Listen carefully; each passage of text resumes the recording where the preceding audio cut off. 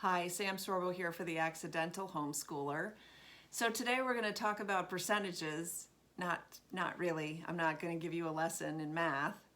I want to talk to you about how to get to 100%, right? We're all striving for the 100%. But the fact is, I'll tell you a quick story. When I was going to college and I was raised to get an education, like that was the holy grail, was you got to get the education, get the degree, and then get a career, and maybe kids and family or whatever, marriage, that comes later, but the focus was education.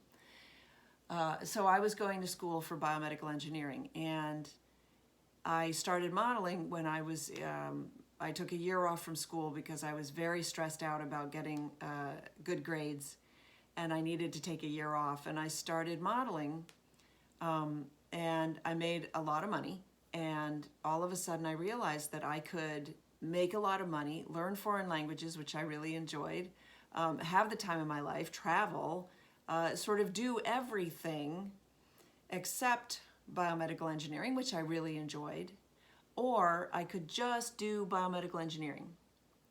And so the question is, do you want one thing to be like 150% of your life, or do you want to spread out and experience a myriad of things and maybe not have any one particular thing be 150% of your life? And I know mathematically it's impossible to have 150% of anything. So I guess my point here is I chose sort of everything else and let the one thing that I really liked, the one thing, go, because I had been so focused on that one thing because of the way that I was raised.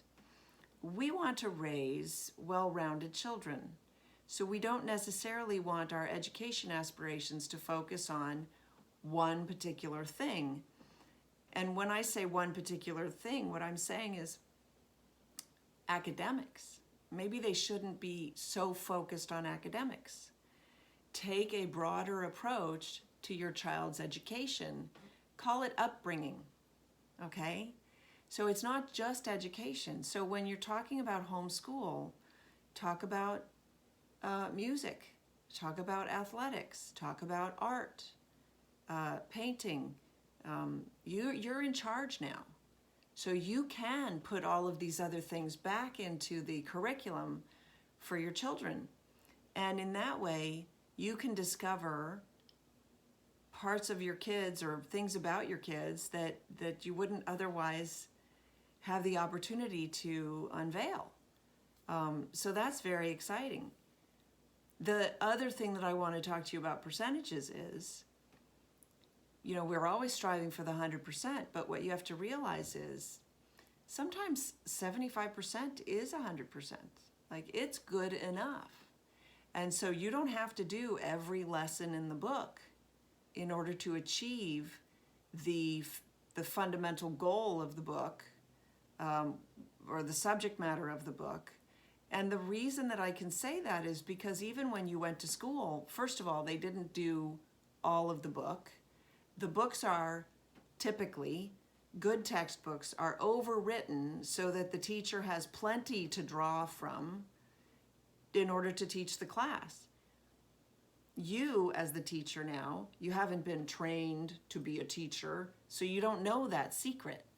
But the secret is you don't have to do the entire book. And in fact, even if you did the entire book, the kid wouldn't remember the entire book.